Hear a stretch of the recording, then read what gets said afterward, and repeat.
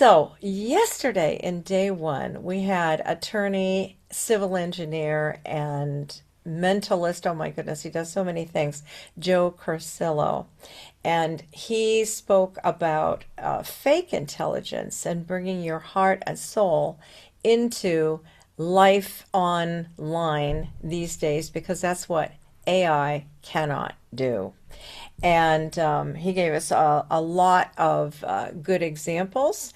And I think the theme for the day is that, and for today, is that connection is better than perfection. Now, we had a second speaker who is Jen Bates, and she is another person who is not in healthcare or anything like that. Hold on, somebody else is coming in. Come in, come in. And Jen gave us several tips. Good morning, Michelle. Good to see you again. We have some new people here, so I was just going over a few things that happened yesterday for those that missed being here. Jen gave us a few tips, takeaways about speaking up to power when the pressure is on, which is Darlene's going to tell us some of her examples from healthcare today too. And we talked about how intersecting the divide between whatever industry or whatever power decisions that you are coming up against and what we have to do. One of my main takeaways from her talk was that we decide beforehand. We decide beforehand how we're going to show up. And for me, that's kind of a metaphysical idea also. You know who you are in your being because you're a fellow human being with all the rest of them. And oops, here we have more people coming in. Okay.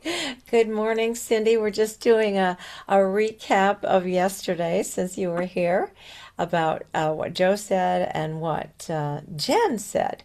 And so Jen said, figure out how you're going to act in advance. Know that you're capable, know that the power of the pause. And if you freeze up, we talked about the neuroscience yesterday. I might go over that a little bit today. If you freeze up, one of the things that you can do is pause, take a breath, look around the room, and see that you're connecting with everyone. And remember, unless you're in an adversarial capacity, which may be sometimes, as Joe was talking about as a trial lawyer, sometimes the eyes were looking at him, with beady eyes, hoping that, whatever he would say would be or that would be for the prosecution if he was the defense. But whatever it is, get the attention. And that allows you, this breath allows you to then, if compose yourself, take a minute and say something and thwart those corticosteroids, that the fight, flight, and freeze that are mucking up your intelligence at that moment. We're going to be doing some more work on adaptability today. So yesterday, like I said, the watchword was noticing. And today, the watchword is capability and adaptability. And I hope that those things are going to register with you. All right, so now that most of us are here, or many of us are here, there may be others coming in. What I'd like to tell you is a little bit about our very first speaker today. So we are in terms of adaptability, initiating and strengthening our capability. My very special guest, Darlene Cunha. She is a master's in mental health and many other letters behind her name. She is quite a distinguished healthcare executive and she's been, like myself, a nurse for many years. Her experience includes serving in three different healthcare organizations as both the chief nursing officer and the chief operating officer for many years. And this is, if you know anything about that, that is not a small responsibility. There are many challenges. And she can rightfully say that she has improved the outcomes and strengthened the operations of these organizations and even, shall we say, rebuilt cultures of trust, which is such an important factor. She is a certified Caritas coach, which, if you don't know what that is, it's comes from the Greek word for love and caring. And in a nutshell, she partners with leaders to elevate the human-centered care. So I'm going to turn it over to Darlene and see if I can figure out how to do all of this spotlighting. Oh, goody. Here she is. and let's give her a round of applause virtually. Thank you for being here, Darlene. Goodness gracious. Well, hello, everyone. And first, I want to thank you, Dr. Candy Campbell, for inviting me to be with you here today. And when you asked me to share a story about speaking under pressure, I found myself thinking about how we lead and train our leaders. We teach them that good choices require complete data, careful deliberation, and consensus, right? But the moments that truly define us, they don't offer any of those things. Most people imagine pressure as standing at a podium, speaking to a large audience, or answering a difficult question. But in my experience, the moments that test us most often happen long before we ever say our first word. They happen when the information we have is incomplete, when our emotions are running high, when there's no obvious right answer, and when we know that whatever we say or do next may affect someone's life. And the story I'm about to share was one of those moments for me.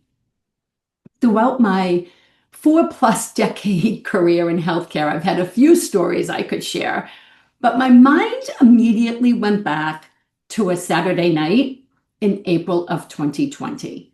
I was serving as a chief nursing officer during that first COVID surge, and the hospital felt different that night. Not just busy, it felt different. You know, when you can sense that something is really off? There was this sort of strange silence underneath all the activity that was happening around me. It was that kind of silence that comes when everyone knows that something's happening, but you can't quite figure out what it is or what's going to come next. And I remember standing in the hospital lobby, looking out at all the triage tents we had just erected in the parking lot. And my cell phone was just buzzing constantly. There was a message about oxygen supplies and another about the PPE burn rates, another with the projections that seemed to change every hour. Nothing felt really clear for me. And one report suggested we had days of supplies left. Another said hours. Nobody really knew. We didn't know how many patients would be embarking on our doorstep. But the thing that felt most unclear wasn't about the data. It was our no visitor policy, the policy that existed to protect people, right? But it was also keeping families apart during some of the most devastating moments of their lives. And that particular night, a woman kept calling. She called my office. She called the nursing unit. She called anyone who would answer. At first, she was really angry. Then she was pleading and begging. Then she was sobbing. Her husband was dying, and she was sitting in our parking lot. I probably saw her car when I peered out the front doors looking at those triage tents. Then another family called. Please, they begged. My mother cannot die alone. And I still hear those voices. The pressure I felt in that moment was too difficult to describe. It felt like I was being pulled apart. On one side was everything we were being told to do: protect the hospital, protect the staff, control infection, follow the policy. On the other side were the patients, the families, the nurses who were witnessing unimaginable suffering every day. The human reality was unfolding right in front of us. And I remember feeling this heavy, heavy weight in my chest. I remember looking at the security guard stationed at the door and thinking, this doesn't feel like healthcare. And I felt stuck. What was being expected of me, and yet what felt right? And inside, it felt like chaos. My mind kept replaying the same thoughts. If I make a visitor exception, what happens next? Will everyone expect an exception? What will leadership say? What if this decision creates another problem? What if I'm wrong? I understood why the policy existed. Nobody was trying to be cruel. We were trying to save lives. But standing there, another question kept entering my mind. If this were my husband, would I want him to die alone? If this were my mother, would I want her to die alone? And once that question surfaced, I couldn't ignore it. I initially hesitated, and I kept thinking. And then something unexpected happened. Another memory surfaced. I found myself thinking back to the 1980s during the HIV crisis. I remembered the fear. I remembered the uncertainty. I remembered how easy it was for people to become diagnoses instead of human beings. And I remembered what happens when fear becomes bigger than compassion. And suddenly I realized I wasn't struggling because I didn't understand the policy. I understood the policy perfectly. I was struggling because I knew exactly what the policy was asking me to do, and I wasn't sure I could live with it. So I stood there for what felt like a really long time. And then I walked to that nurse's station and I said 4 words: bring her in now. That's it. There was no committee, there was no meeting, there was no discussion, just a decision. The pressure didn't disappear. The uncertainty didn't disappear. I simply knew what had to be done. Sometimes doing the right thing at that right time requires the courage to stand behind a decision when there's no certainty that it's the right one. A little while later, she walked through the doors. She looked terrified. She was heartbroken, completely alone. I didn't hand her instructions. I certainly didn't point to the signs that were talking about COVID protection. I stepped toward her and I hugged her. And I can still remember the sound of my gown crinkling as we embraced, and our face shields that bumped into one another, the gloves, all the layers between us. And yet, nothing mattered. I could feel her grief. I could feel her love for her husband. And standing there, I realized how hungry all of us were for human connection. What made that moment difficult wasn't the lack of information. We had information. What made it difficult was there wasn't a clear answer. There wasn't a manual. There wasn't a guideline. There was no policy that could fully carry the weight of that decision. And looking back, I realized the hardest part wasn't the absence of information. It was trying to make sense of an overwhelming amount of information while lives depended on the choices we made. Now, today, we talk a lot about AI. And AI can give us more information than we've ever had before. Faster data, better analyses, more insight. But information wasn't what I lacked that night. What I lacked was certainty. And no technology could tell me what the right thing to do was. Because the decision wasn't ultimately about data. It was about judgment. It was about values. It was about deciding what mattered most when there was no perfect answer. AI could not carry the moral weight of that moment. That remains the work of human leadership. Because the reality of leadership is that we don't always get the luxury of time or committee meetings or perfect data. Sometimes we're forced to walk straight into a real situation when the stakes are incredibly high, the information we have is incomplete, and we have to make an instant decision. And in those moments, you can't hesitate. You have to make the call. You have to communicate it in real time, clearly, decisively, and with conviction. And when I think back on that night, what I remember most wasn't the policy. It wasn't the data. It wasn't whether the decision was technically perfect. What I remember was standing with another human being in the middle of unimaginable loss, knowing that because we had the courage to make a real-time choice under pressure, she wasn't alone. Thank you. Well, I'm sure we didn't expect that. Thank you. Oh, heartfelt thanks. Oh my goodness. But that story brings up so many questions.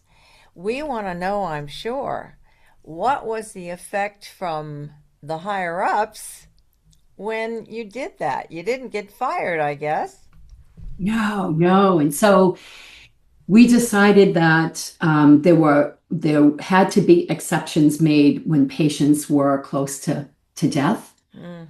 Not every patient was going to get a visitor, um, but we knew that there had to be exceptions. And so we created a pathway for that. And of course, later we learned that having a family member at the bedside actually helped relieve the caregivers because they could get the water, they could pull the blanket up, they could be there to provide that level of comfort without waiting for us to don and doff personal protective equipment. Absolutely. So that decision that night, I have to tell you, I had a pit in my stomach, but I had so much love in my heart. And I just knew when I hugged her, it was the right one.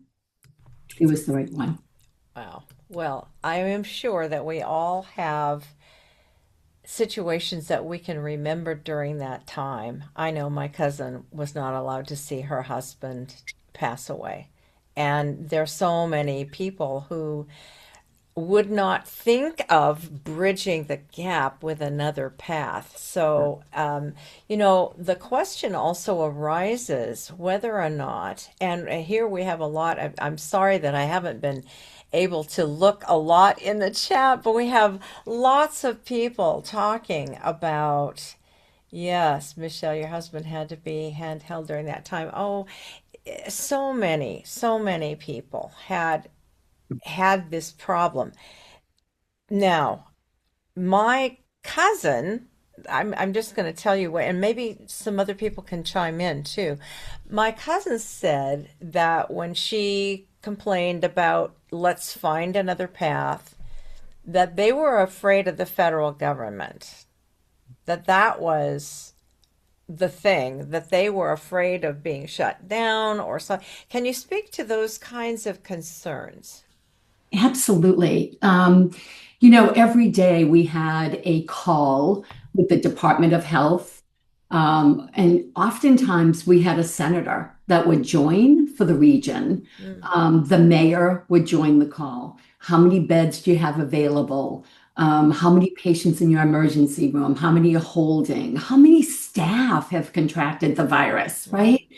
Um, and people were fearful of doing what they knew in their heart was right and just following policy. And so when we talked about the exception I made, we did discuss it on one of those calls. And you could feel the weight of the silence Mm, because other institutions were thinking of the same thing, but didn't have the courage to say it out loud. And so once we talked about that, it sort of broke down the walls.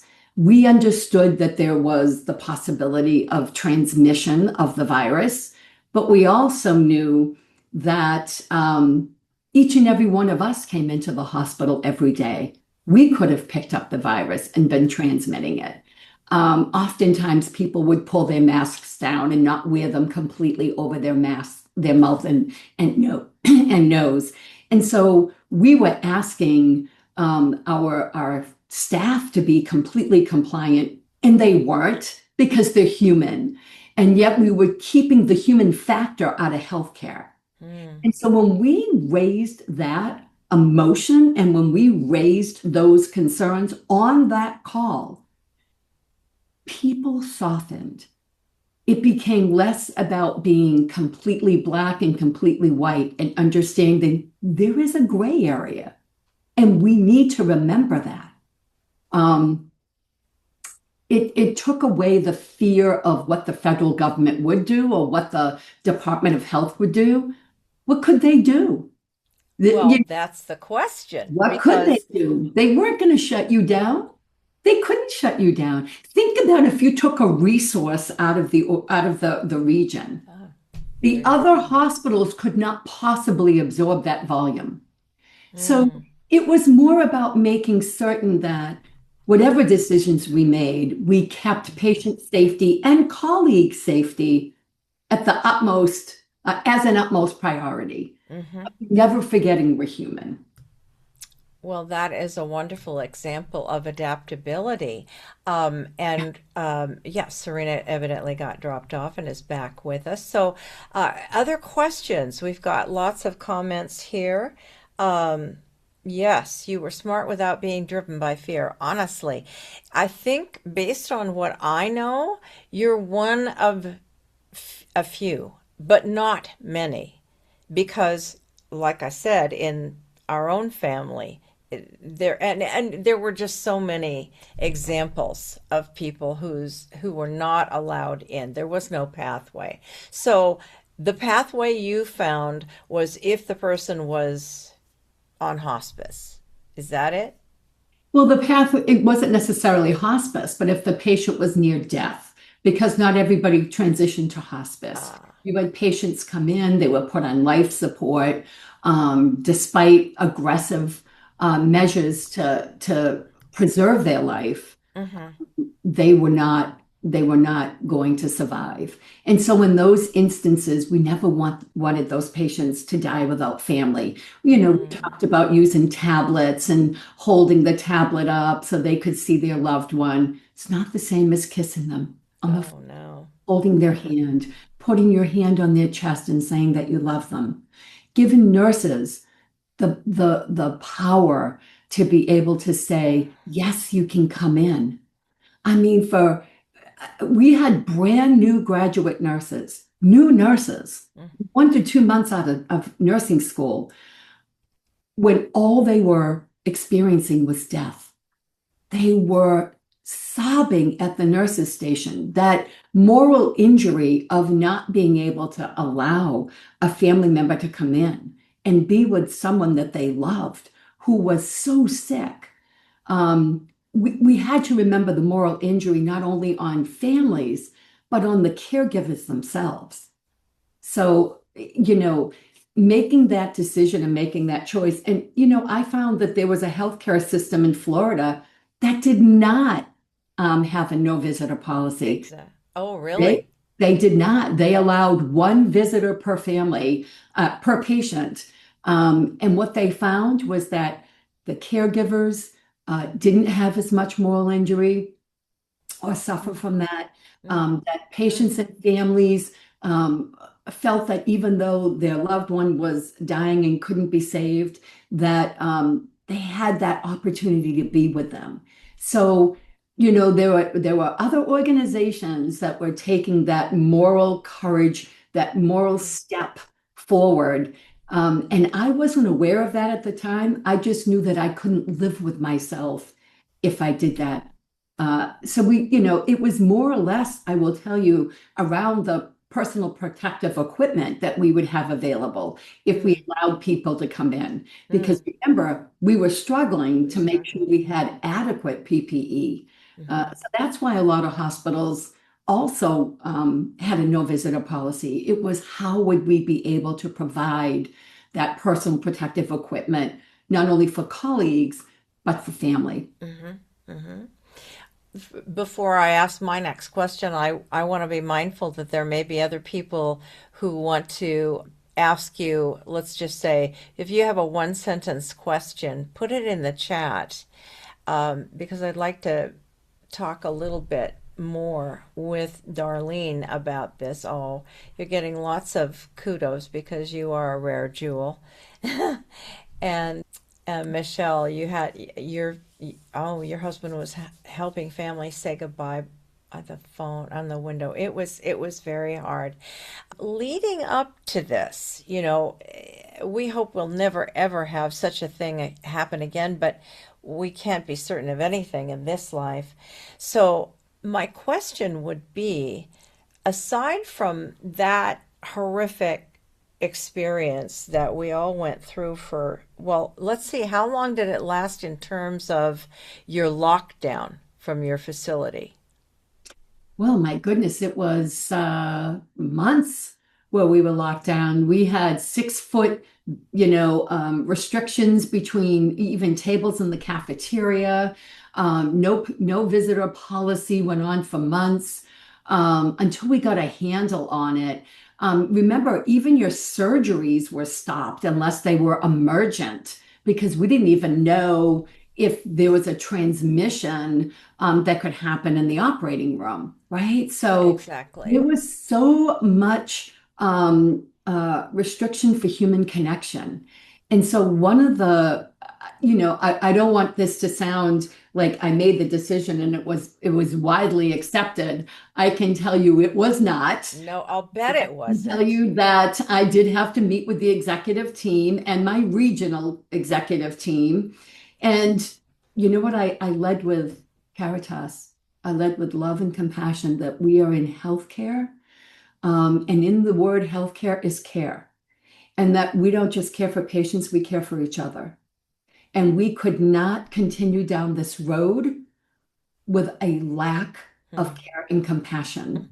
And so, making that exception for those patients who were dying was vitally important, not only for the caregivers and the patients, but for the trust in the community that they could entrust in us the care of their loved one, that we had the best intentions at heart.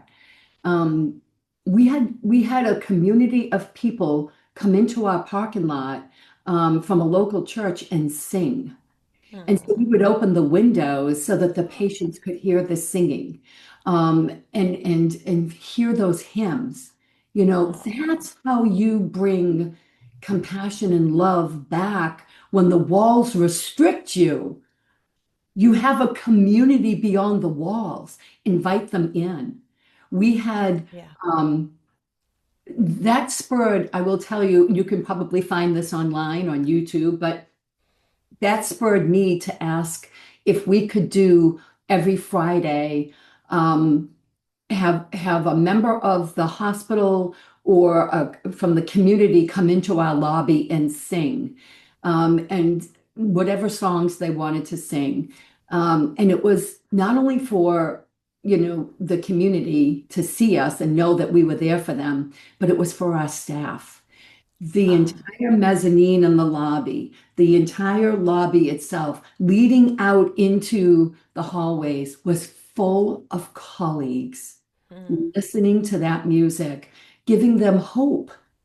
You know, we didn't have hope during COVID. No, We that's didn't true. have hope because it was a pandemic. We had hope with the HIV crisis, but it wasn't a pandemic. And so we needed hope and we needed compassion and we needed love. And so, that experience, I know, Randy, you asked, what did I learn from that? I learned that you lead with conviction, you lead with your heart, you ask for forgiveness later. Um, and that's exactly what I did. I led with conviction and with my heart. And, we were a faith-based organization. It's pretty hard to go against that, right? And especially when Hmm. you've got the former president of the hospital who was a nun who actually stood up all 100 pounds of her 5'2" Sister Mary Caritas, and she actually is still alive. She's 103 this year. And she reaches out to me every now and then, but she said, I fully agree with what we did, right? We needed hope.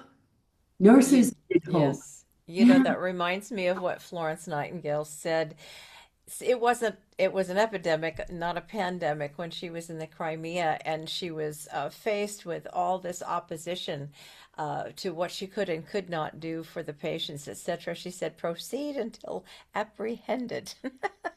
And that's the same sort of idea. Here's a question for everyone out there. Today, it looks like possibly we might all have a background in healthcare. Is that true? If you have a background in healthcare, put a Y in the chat. Let's see who we are.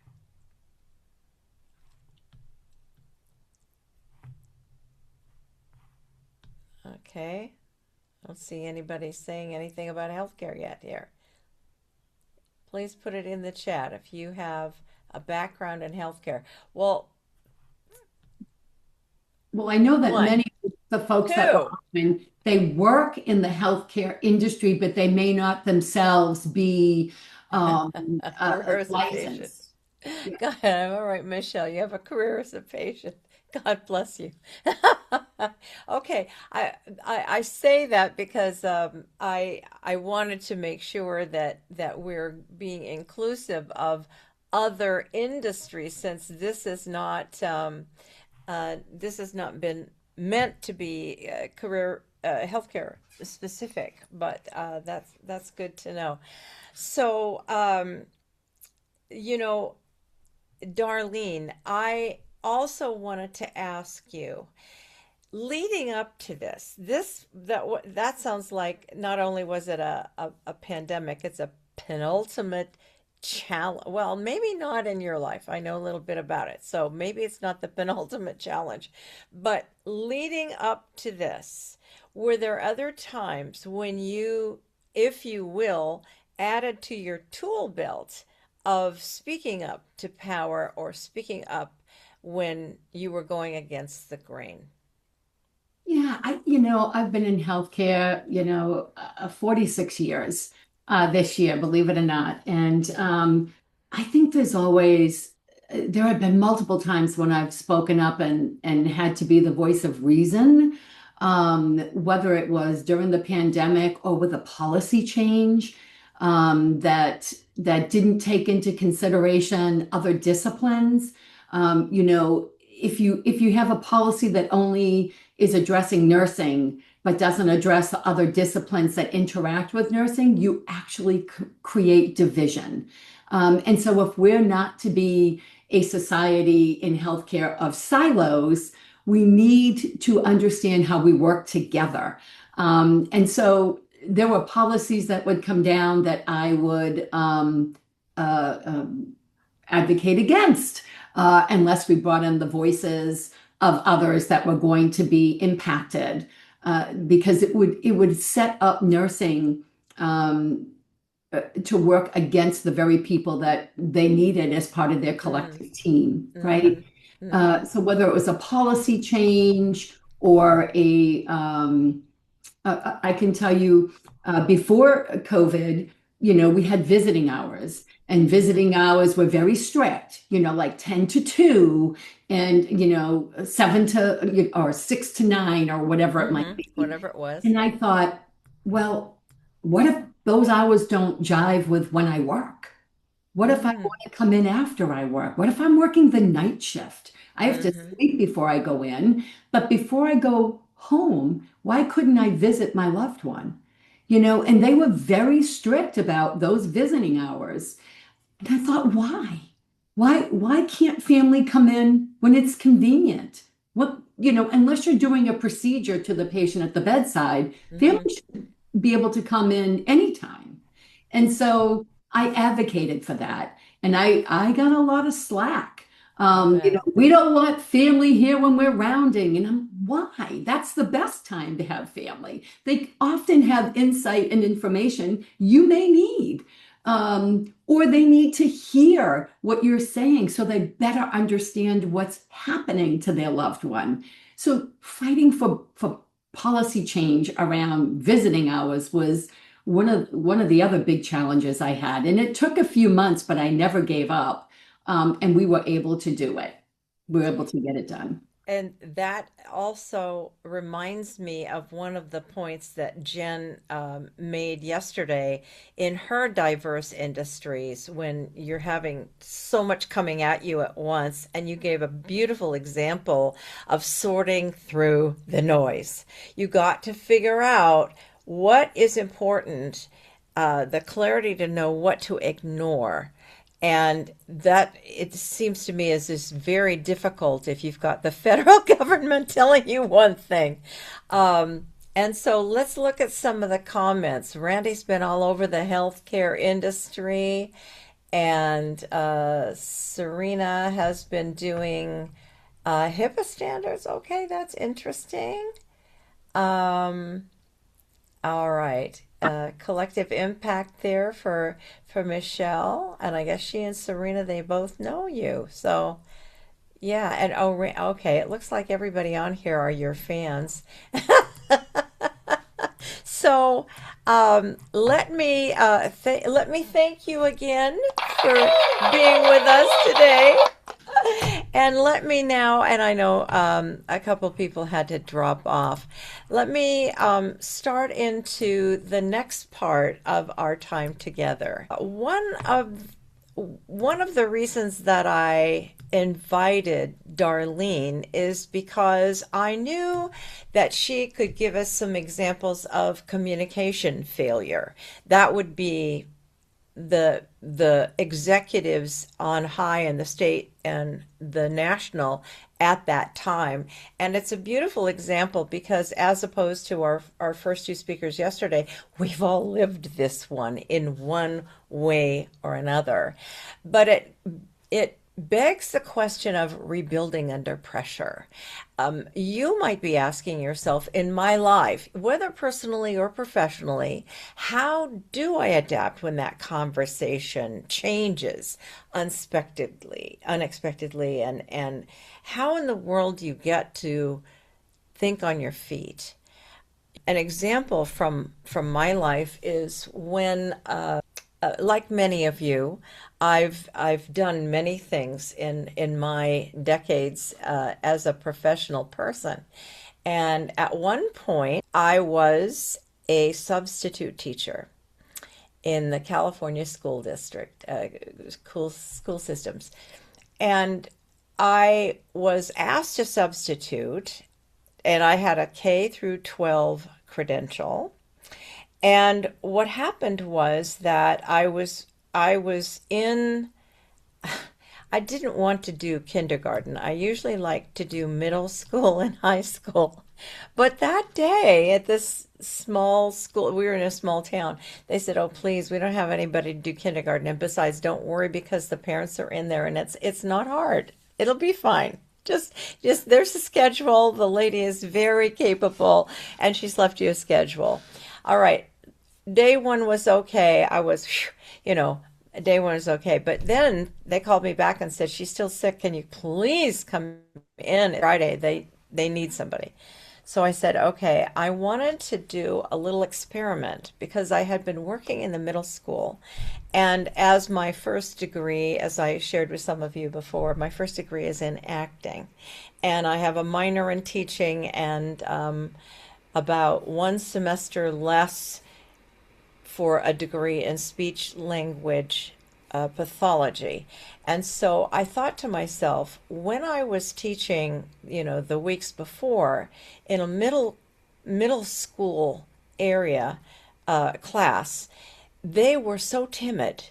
And yet these kindergartners were so out there with everything. They haven't been conditioned to put a lid on it yet. And so I had a simple little exercise. I brought in, well, actually, I didn't bring it in. I just thought, I just went around the room and I found something. And this isn't it, but just pretend that this was just a tin can. I think it had brushes in it or something. I emptied it out and I held up this tin can. And because they were not literate, they couldn't read or write yet. So I said, with a show of hands, just say, what, I'll call on you. Talk about speaking up to power. There was 32 of them and one of me. And I said, okay, I will call on you. And I want one word or phrase of what you could use this for.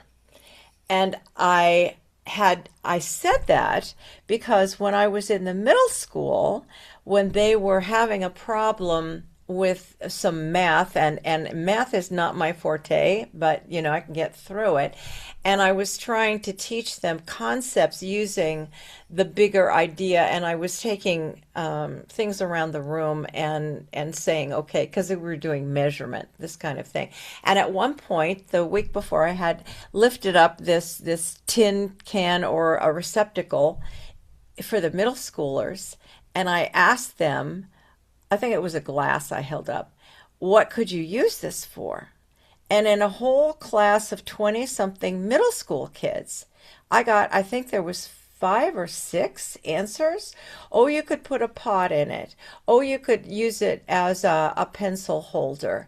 You could drink from it. You could roll it down the sidewalk. You could put dirt in it. You could, uh, you know, use it to smash your brother. I mean, I don't know. There were weird things, but mostly very typical things. And then when I held it up for the kindergartners, oh my gosh, within just a minute, I got like 20 different uses, including something like it could be a washing machine for my doll. It one of my favorite ones, and I've written about this in some of my books. I have one here, as a matter of fact, that I'm gonna in all of the speakers for yesterday and today have given certain things as a gift, as a thank you gift, and my one of my last books is Improv to Improve Your Leadership Team, and I tell this story in there about one of my favorite things that the kindergarten boy said was that it could be, how did he put it? It could be the artificial, what did he say? If you had a hook for a hand, you could put it over to protect yourself if you go in the shower. I mean, I don't know. They were just absolutely amazing sorts of things that they were coming up with because they hadn't been conditioned yet. And so today, if you are willing, and so I want to get your assent before I go any further. If you are willing to stretch yourself and talk about the process of how do you build adaptability and spontaneity. If you're willing to play with me today, would you put a Y in the chat? Okay, everybody's willing to play. I didn't see some of the other things because, again, I'm trying to talk and I can't do two things at once. Um, Randy says you're the persistence of determination and a part of what makes you the great person that you are, Darlene. I hope you saw all those. That's great. Okay, since you're all willing, okay, let's see. The first thing that I'm going to do is to ask you to consider, now some of you weren't here yesterday, so I'm going to review this a little bit.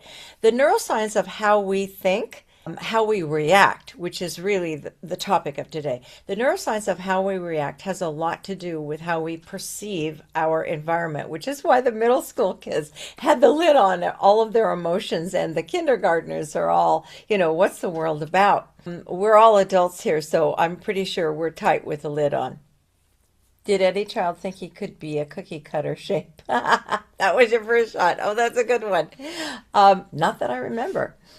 So, what we know is that, and I mentioned this yesterday, some great research has been done about how adults and children perceive the world, and it didn't matter if you were an adult or a child. If you perceive that someone is frowning at you, whether you know them or not, and it's even worse in your family because you usually read their thoughts, you know them so well.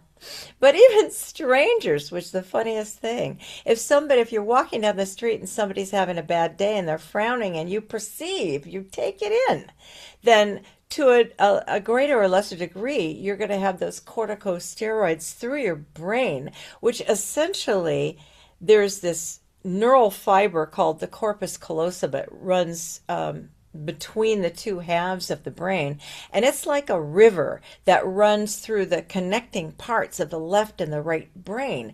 And when the corticosteroids flare up, they close down the bridges, or the flow, if you will, of the corpus callosum that prevents all of those thoughts from getting down to the limbic system, if you know anything about the brain, the amygdala and places like that where we store memories, and it disallows us from it stores a memory, but it disallows us from retrieving some short term or even long term memories, which is why when you're threatened in that way, even if I was thinking, Darlene, goodness, when you're going through all of that situation with the wife calling you and other people telling you of all of these problems, it's like, talk about the noise. That your corticosteroids must have been just flaring all over the place. Yes.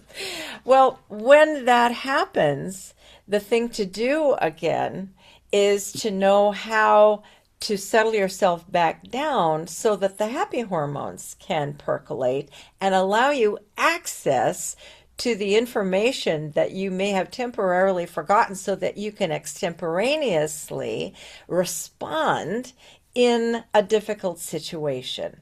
Now, what that requires from us is sometimes I should go back. I should tell you why I'm telling you this. For those of you who don't know me. All right. So the first degree was acting.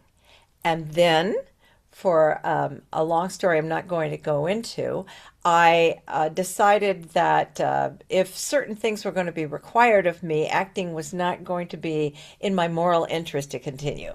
Shall I just put it that way? And so I didn't know what to do, and happily Pan Am came to town and hired me as a flight attendant because I could speak some other languages. I'm not, tall and beautiful. I'm short and normal. But anyway, I got to fly all around the world for 5 years. And during that time, I discovered several things. One is people get sick on airplanes. Did you know that? If you're a nurse, you probably do, because they're always calling out if something happens. Is there a nurse or a doctor here on board? And, when there's not, the flight attendants have to get up and do something. Well, at least I think they should. So one of my signature stories is that we were flying that particular day from New Delhi, India. It was in the summer. It was like 102 on the tarmac. This is way before they had sleeves where you could go right from a cozy terminal into an airplane. You had to go out, walk along the tarmac, go up the steps, and into the airplane. So it was hot already, 102, and for whatever reason, we're sitting on the tarmac probably keeping the air conditioning going. We were delayed for a while. We'd been probably an hour and a half waiting to take off with the air conditioner going. And we were going to Karachi, Pakistan. It's about 5-ish hours of flight time on a 747. And my colleague and I were in charge of the back half or back third of the airplane there. We had about 124 passengers in the tail end of that plane with the galleyway in between. And if anybody's old enough to remember, we served a complete meal, right? Mhm. Chicken, steak, or fish, a little dessert, everything in economy.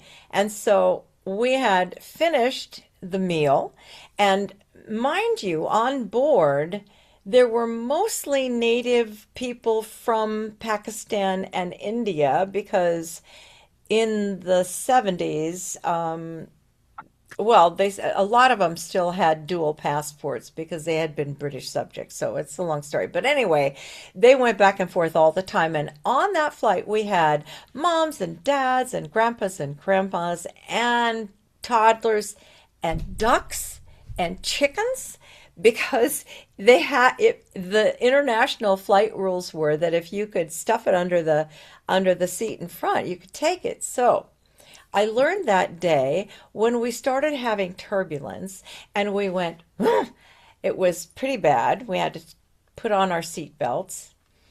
We went along, it got rougher and rougher, and suddenly the air conditioning conked out. And here we've got all these people on a full flight on a well, it was hot on the ground. So at any rate, we're going along, and the cabin is getting hotter. And suddenly we do one of these drops that's like a full story of, a full, I don't know, 20 feet or something. We just dropped. And at that moment, my colleague and I, on the jump seat, we watched as 124 people vomited in unison. Yes. And that was the day I learned you either run to help or you run to hide. And I did the first and she did the second. And there wasn't anything I could really do. But again, what do you do when you don't know what to do? I patted people on the shoulder and I was able, because in those days we didn't have luggage with wheels. I would pull down a blanket. We all had blankets and pillows up there at that time. And I would cover up the muck and whatever, say there. And when I came back to the seat after a while, my colleague said, how in the world? She had to go to the bathroom. She just, ugh. She said, how'd you do it? And I said, well, first of all, you have to breathe through your mouth. But second of all I did was try and reassure them. And she said, well, you should be a nurse. And I said, oh, I don't know about that, but I said, I'll tell you one thing about watching those ribbons of vomit. If it wasn't so sad that people were sick, it was kind of pretty, like the fountains at Bellagio. And she said, you should be a nurse. You get that sick sense of humor. So that's how I got into healthcare. Well, thank you. And then later on, I often say, you can be trained as an actor. You can take the actor out off the stage, but you can't take the acting out of the actor. Um, some of you know I've been touring now with my third solo show as Florence Nightingale, but that's not what this is all about. What happened was that in 1992, I had a life crisis and I decided I needed to laugh again. So I started doing stand-up comedy. And I thought, well, I've got a degree in acting. I should be really good at this just ordinarily. But I also learned another thing then. I was used to costume and makeup, not being myself. That was a totally different ball game. So then the people that were in the class I was taking, this clean comedy class, they all were doing improv. And so that's how I started in 1992 being a student of improv. And we went along. There was several people in the class, but four of us broke off after, well, not even a year had passed. And we said, we're funnier. We could do this by ourselves. So we had our own company.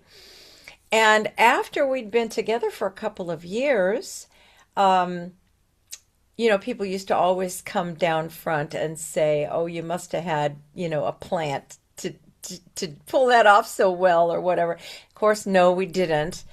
But one man came down one time and he said, "Well, okay, I believe you. You didn't have a plant, but what I saw was that you all took a problem and you transformed it into a solution. And I'm wondering, could you come to my Silicon Valley startup?" He had a software company. He goes, "I've got a lot of very smart engineers who just don't get along. Could you come and teach them how to get along?" So I was the one who went, and that day, when I got into a room of, there was about a dozen fellas, I was the only lady in the room. Most of them sat there like this because they were told, they weren't voluntold, they were told they had to go to this class. And they didn't understand how stupid comedy had anything to do with it. And I had to straighten them out right away. What I'm going to teach you this is applied principles of improv. It's not like when I taught improv to actors. That is when we were going for the funny. And that's a skill too. But the difference was the debriefing, the setup and the debriefing. So I'm telling you this story and able to allow you the setup that will engage your brain, because I know that many of you are thinking, well, I've heard of improv and I've heard of that, but I don't really know how it applies here.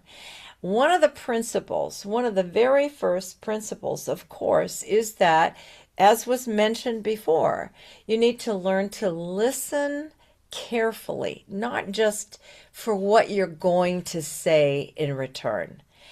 And you'll hear that preached all over the place. But how do you learn it?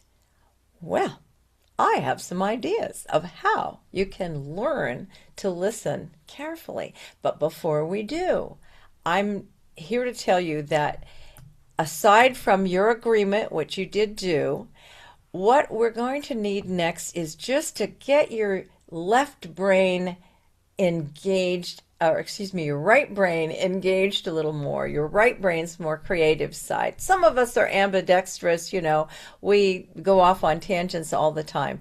But I want to just show you something. This is what I couldn't show you yesterday that I'm hoping is going to come up today. Yes, all right.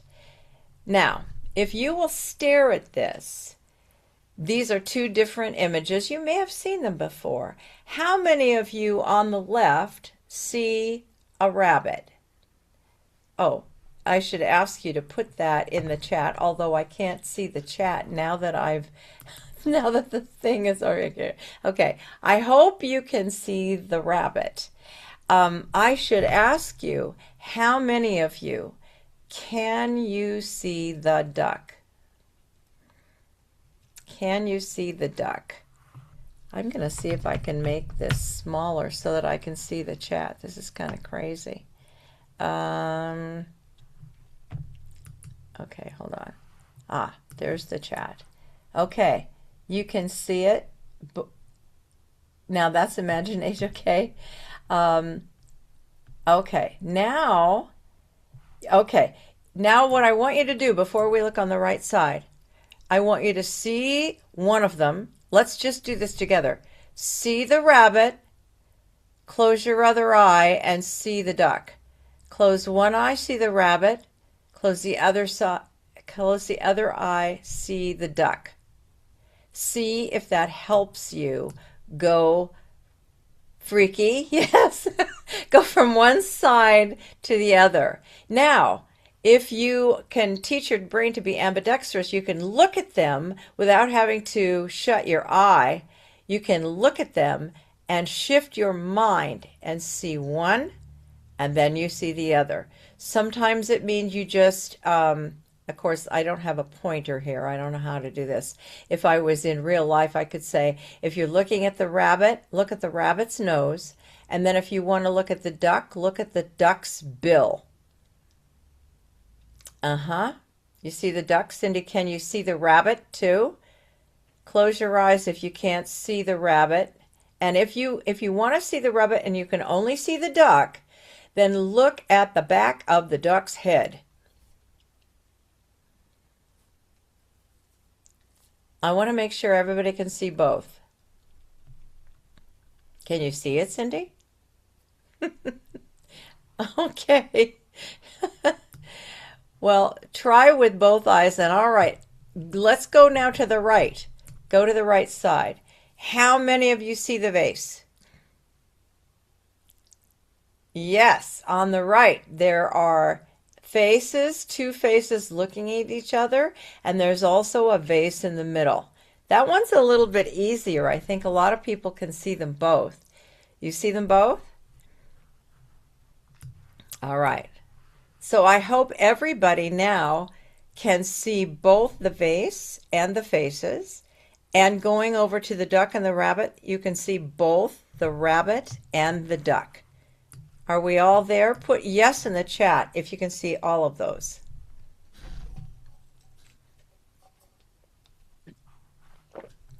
Some of you. Okay, or even a Y, that will tell me. That's right. If you look at the duck bill, that's the rabbit's ears. Exactly. That's why I say if you can't see the rabbit, just look at the back of the duck's head. Okay. All right. I'm going to stop sharing that now because now what I'd like to do, and again, I don't have a producer, so I'm gonna hope and pray that this works. I am going to put us into breakout rooms only for 3 minutes. And here's the directive. This is about connection and adaptability because based on the research that I mentioned, if you think that you have good vibes coming from another person, you're likely to be able to adapt more quickly. So, I am going to break you into maybe I'll just do it into 3 rooms, randomly into 3 rooms. And I'm hoping that not everybody knows each other well, but possibly you might. So here's what I'm going to say. If you know each other and you're in a room together, that's fine. You have to come up with new things. Now, for those of you who are going to get into a room together and you don't know each other, this is a great adaptability exercise for how you can connect with other people, random people that you don't know each other. And if you are both, let's say, working in healthcare or have worked in healthcare, then find something else. You can't talk about those things. What I'm going to ask you to do for the next 3 minutes, I have to figure out how to put the timer on. Okay. 3 minutes before I bring you back in is to find out, count. You don't have to write them down. Just be able to tell us how many things you can find in common with a random person. Is that clear? All right. All right. You're going to go into a breakout room. Here you go. Ooh, let us unmute ourselves now. Sorry about that. Somehow we jumped into the main room. I accidentally returned early. I just broke away from Michelle. Sorry, Michelle. That was an Oh my accident. goodness. And I lost thought Cindy hitting that somehow blue button too. would shut off I hit the blue button that popped up. I thought that would just shut off the window. I didn't realize it was going to kick me out of the breakout room. I know, I did the same thing. So well, our 3 minutes were up and we lost Cindy somehow. I don't know how, but I wanted to ask you guys the results of your being, the exercise. Tell me what happened.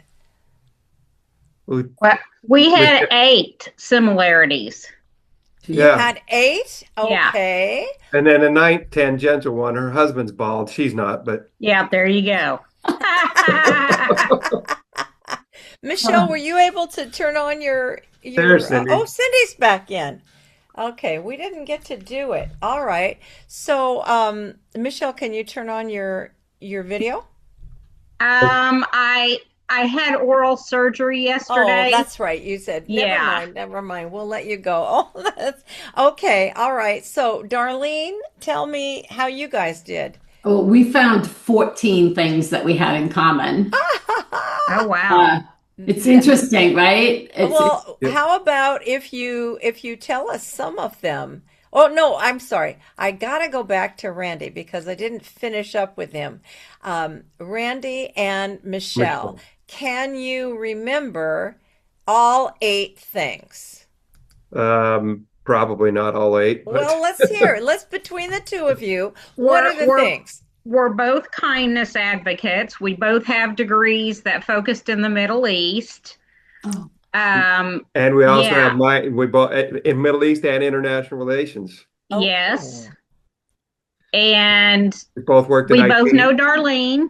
yes, Yeah, we both worked in IT. that's Yes. 5. oh, that's great. Um, let's see, what else was it?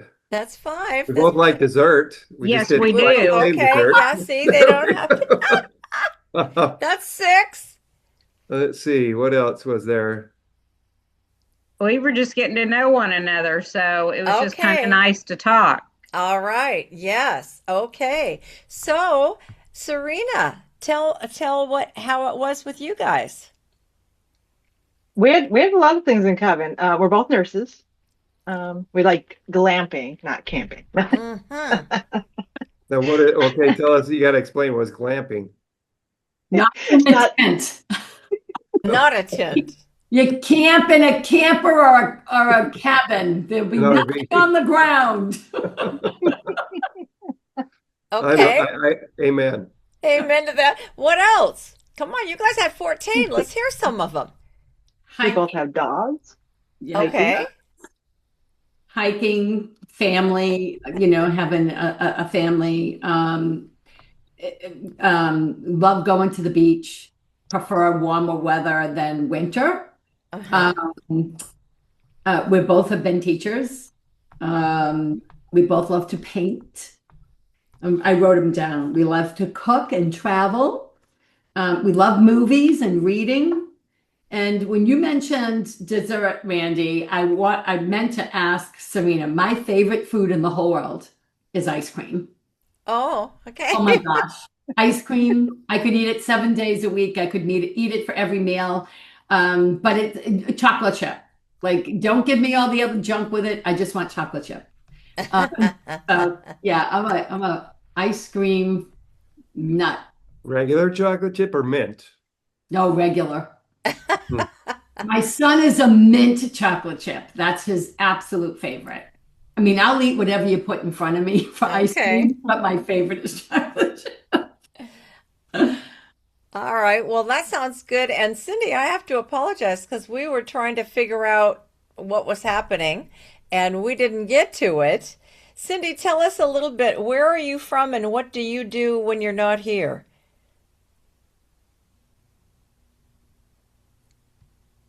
Cindy? She may have had to step away. Oh, you may have had to step away. Oh, no, I'm saying I am asking her to unmute. Okay, she may have had to step away. All right. Well, that's all right. The next exercise that I was going to ask you about is if creme brulee. Oh, yes. Okay, that is true. Cindy, if you can Love hear, creme brulee. yeah, Cindy, if you can hear, you can unmute yourself and talk to us. Otherwise, I have one last exercise.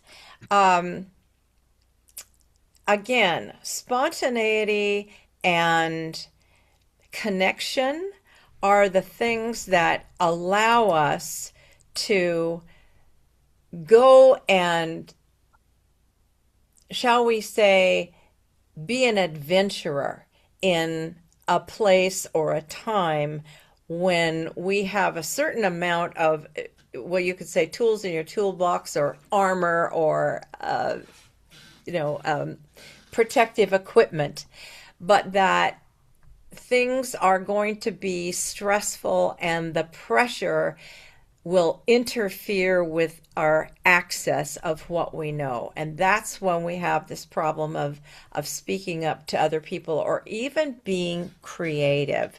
So now that we've all gotten to know each other just a little bit, what I'd like you to do is to does everybody have a piece of paper and a pen?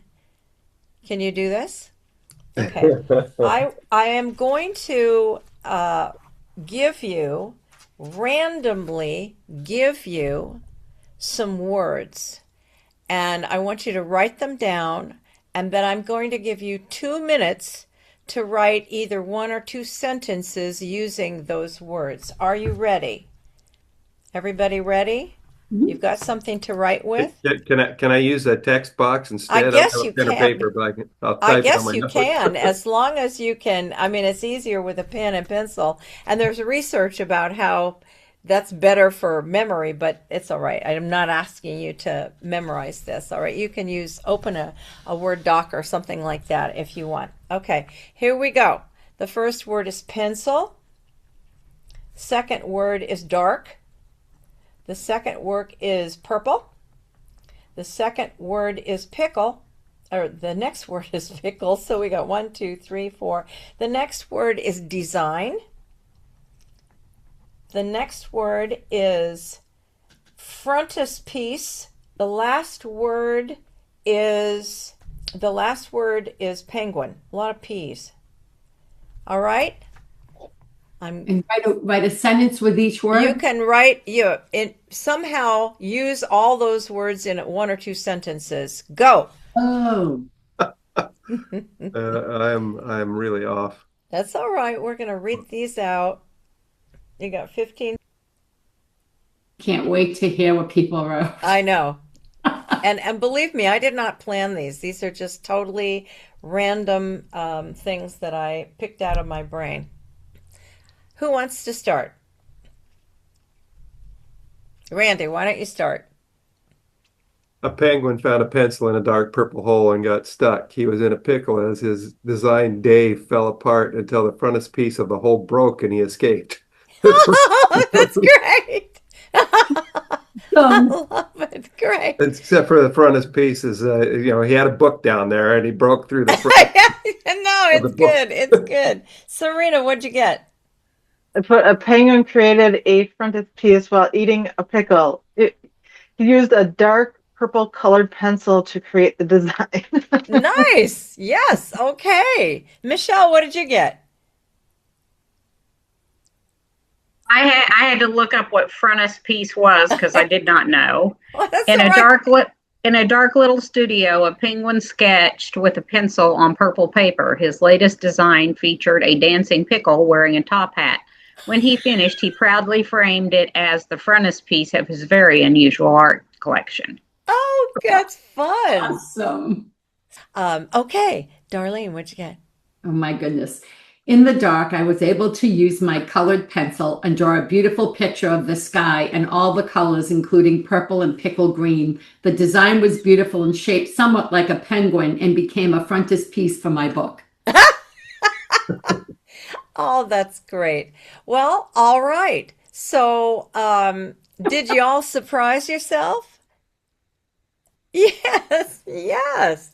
And that is just an example of the kind of spontaneity and adaptability exercises that we do that can be applied from improvisational principles. It's not really a lack of knowledge, I say, that gets us stuck in what we're doing, but it's this inconsistency about our mental state under pressure.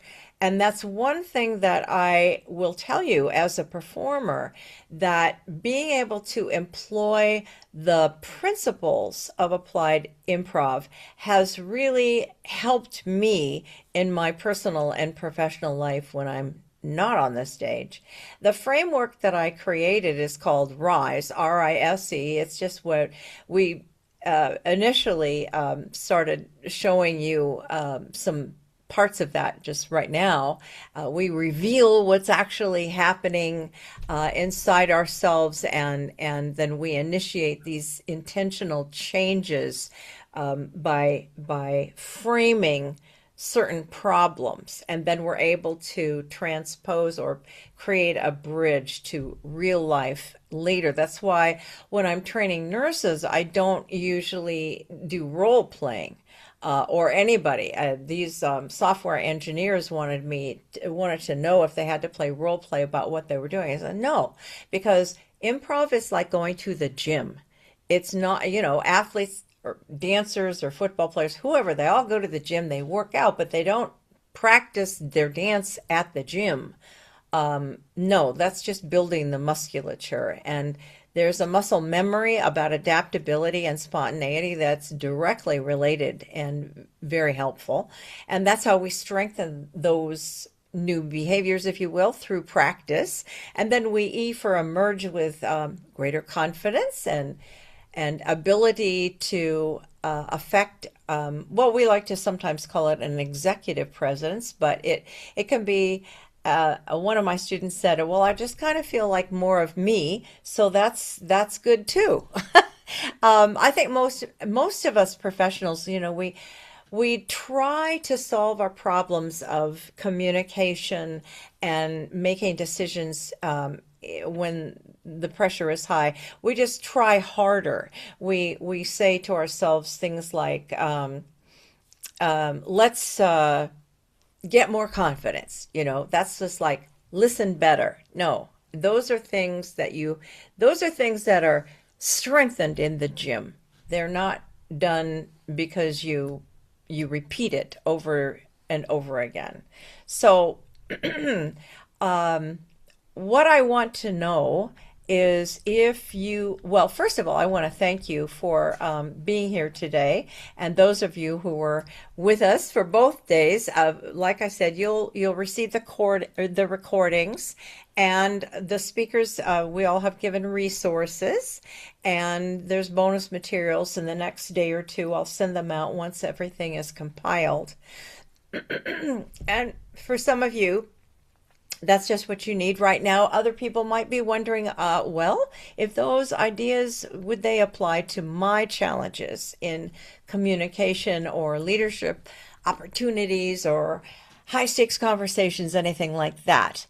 So if that is you, I have opened a limited number of what I call the strategic communication diagnostic sessions. Those are phone calls, and what I will do is put in the link how you can do that, how you can book a call with me.